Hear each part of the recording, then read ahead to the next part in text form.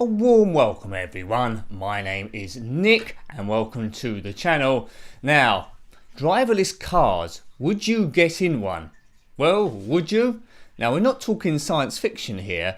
It's been said in about 5 years time it will be seriously an option to get into a car, just say your destination, no driving anything at all, sit in the back, read a book, go to sleep, eat a sandwich or whatever, and it just takes you to your destination. Is that a safe thing to do? Now, Google have been investing 30 million a year into this technology, and other companies have done similarly. So one has to expect in 5 years' time it will actually be a reality. It's not science fiction, although the first time I saw this concept was in a film called Total Recall, starring Arnold Schwarzenegger, where he got in a Johnny cab and just said, "Drive, drive," but in a more Arnold Schwarzenegger sort of voice. I'm in a bit two minds about this driverless technology, really.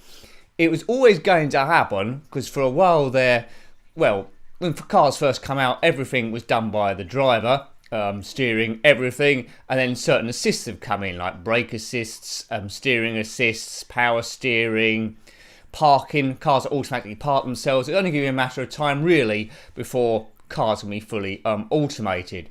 It's said that deaths on the road are in the millions each year because of human error, but will computer technology be any better? I'm not really sure. So these cars are driving themselves through a combination of new technology, so I understand, which is a combination of sat-nav, satellite locations, sensors, radars, and they're interacting with other vehicles that are also driverless, sharing information.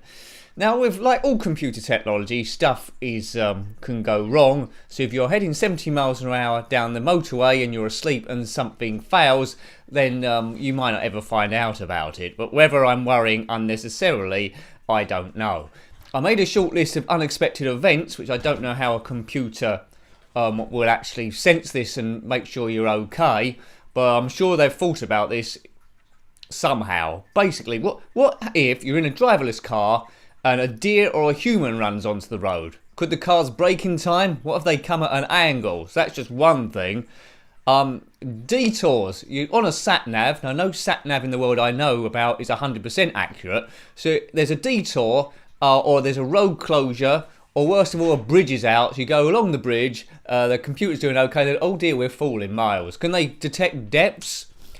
Equally, a sudden burst tyre. Whereas a human, you might be able to struggle to get it onto the sideway. What's the computer going to do? It might be a while before it figures out it's got a blown tyre. Equally, skidding on oil or ice on the road. It might be able to sort it out on its own, but there's another car that's skidding on ice the other side. You're going to crash into each other. Then what happens? Do you stop and exchange insurance details? And whose fault is it about the crash? Then you claim on Google's insurance because they technically was driving?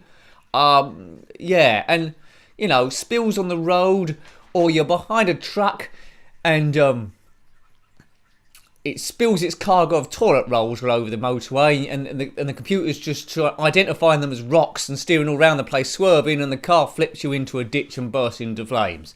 So driverless cars, would you trust them? Now, in airplanes, they do have, commercial airlines, they have autopilot. So on long distance where it's obvious where the plane's going to go, they put it on the autopilot and the plane just flies there, and then the pilot takes over when it's time to land. Now, no doubt at some point the autopilot's gone wrong or broken, but the pilot's there to see immediately that he needs to take over. Said, oh, the autopilot's failed. Thank goodness I'm a qualified pilot. I might as well fly the plane for a bit. Now, if a driverless cars technology fails and you're asleep and an alarm doesn't go off, that could drive you into a canal, off a cliff. Who's gonna correct that? There's just so many unknowns. But whether people be watching this video in 20 years time and thinking, God, people were stupid back then, or even maybe in a week's time, said, what were they worried about? New technology embraces people, it enables them to grow in power and strength and keep going on and on. Now, I basically like the idea of it. I mean, I'm not a big driver myself, it annoys me, although going around on a computer on a racetrack's a different thing, and real life around a racetrack's a different thing. But I do like the idea of just getting in a car and say, take me to the curry house, or take me to the shopping centre, or take me to the bridge, as James Brown would say, or wherever you want to go. Bognor Regis, Skegness, San Francisco, all the hot spots. And it'll just drive you there. It could take you to the airport, this driverless car, and instead of having to pay for your parking for 2 weeks while you're on holiday, your car could drive home and then come back again on its own and pick you up when you've come back. That sounds pretty good. So I like that sort of thing, and I probably would travel more. But is the technology there?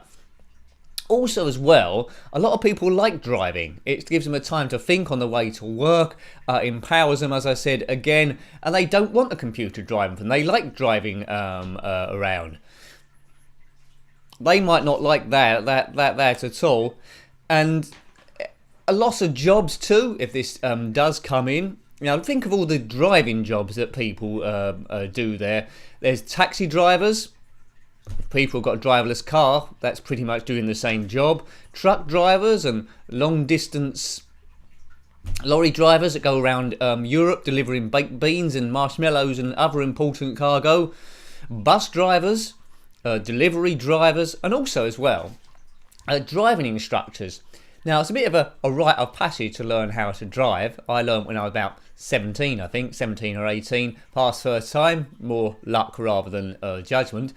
And who would learn to drive in a world where there's driverless cars? You wouldn't need to, would you? Why would you, if you can just get into a vehicle and you're off? I mean, would you actually buy a driverless car, or would they just be out on the streets anyway? A bit like a Boris bike in London, where you can just get in and leave one, and then it just drives us around the corner and parks itself, wait for the next person to get in and go wherever they want. Who would own these? Would you have to own one yourself? Yes, it's a dilemma, isn't it? So a loss of jobs as well. One of the main boosts they're sort of like saying, but I'm sure it won't be happening in the short term, is it will cut down car traffic accidents and the loss of life. So I'm a big fan of that, as everyone would be. But would it cause more accidents? We don't know till it's actually going to happen. They're already talking about phasing this in gradually by having special lanes on the highway just for driverless cars. Now, you know, it's also a half and half thing. If every car on the road was driverless, it might work. If every car on the road was driven by a human, that might work. But the combination of the two. Now, humans wanting to be in a rush will work out how these driverless cars work. They're probably a bit more courteous, give way, and they might be at a T-junction for ages with no one letting them out, where sometimes you have to be a bit aggressive to get out certain turnings. If you're on a driverless car, you could be there for, well, 2 weeks or more, really. So, you know, So what do you think about that then? Driverless cars, would you get in one? Am I worrying about all the potential accidents too much? Well, I've sort of emphasised them to push a point, really, but given the grand scheme of things, myself, although I'd be worried initially getting into a driverless car, I welcome it. I'm sure they can get over the safety aspect, and I'm sure there'll be scrapes early on, but, you know, I think it'd be great. I'd get in a driverless car. There's one outside my house now. I'd definitely go in and go on holiday somewhere for definite.